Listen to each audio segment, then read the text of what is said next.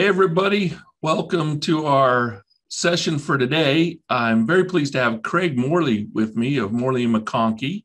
Craig's a certified general appraiser based out of Utah. He's got a lot of history in his experience and has served the state of Utah on the board, as well as I know president of the NAA. Craig, tell us a little bit about yourself and your experience real quick. Well, as you indicated, I'm a certified general appraiser. I started appraising in 1984 before there was any licensing. And so we've obviously seen lots and lots of changes as time has gone on.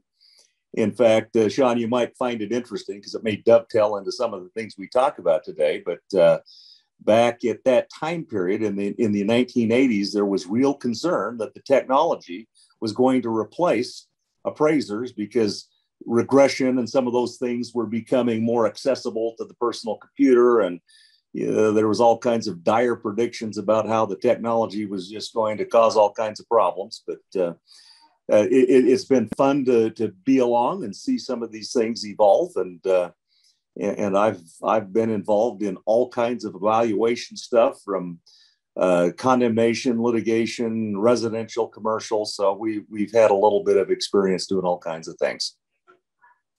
Awesome. Yeah, one of my favorite stories is the first appraisal class I took was in the I think it was in the mid 90s, and there were a few seasoned gentlemen in there, and they said, I don't know why you're going into this profession. It's all going to just be taken over in the next year or two. So what are you thinking? I thought that was kind of silly.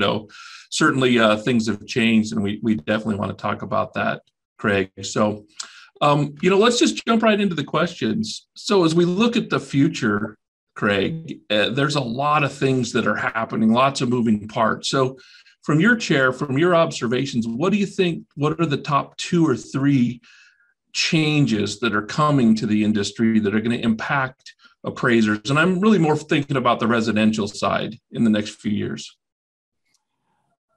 The most significant thing that we're beginning to see is the availability of data to both the appraiser and the appraiser's clients. As you're talking with the users of appraisals, they oftentimes have as much or more data than the appraiser may have. And so the ability to assimilate this data and put it into some kind of a meaningful context so that the appraiser is adding value to the valuation process that is tough to do when you've got this big data set that you've got to try to make sense of. And so I think the first thing is to learn how to analyze and manage the data in a meaningful way. I think the second thing that we're beginning to see is the ability to collect data with all kinds of new and innovative tools. And so trying to stay abreast of what some of these things are will help keep appraisers relevant. It doesn't necessarily need to cause fear and trepidation that you're going to be replaced, but the role that you play may change just a little bit. Yeah, that's really interesting. I like how you stated different ways of collecting data.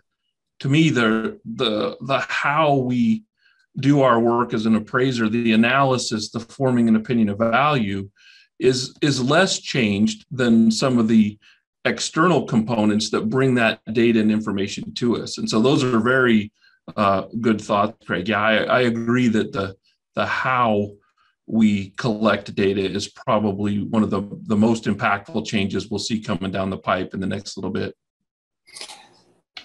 Yes, it's been interesting to see as some of these tools begin to innovate. I had run across a little iPad app the other day that it's really designed for marketing for real estate, but I downloaded it onto my phone and went and used it to basically just video the space that you want, and it will draw a floor plan and calculate the square footage. And my phone didn't have LiDAR, so it doesn't have some of the more advanced tools that some of these newer phones have. And so I was not terribly optimistic when I went through the process, but when they sent that back, I was stunned at the quality of the stuff that was sent back. And as it turns out, we had two trainees. We kind of do some collaborative work with the Curate Evaluation, and they had two trainees in town learning how to measure. So they measured this office, which has a few quirky angles, and each of the trainees were within about 20 square feet bracketing this thing one side or the other of what this little iPhone app did. And we came away just amazed at the technology. And I believe much of this is in its infancy, so that appraisers are going to be maybe less involved with the measuring and doing some of the things that are kind of routine, and a little bit more involved with the analysis of the information that's being provided. Yeah, great observations. And I concur. I'm a lover of technology, and I've been doing that for the last 10 plus years of my career. And those technology tools are really cool, and you can see how they're going to shape and change the future. At the same time, like you said, maybe not quite ready for prime time, but getting there, and certainly going to be impactful as we look forward.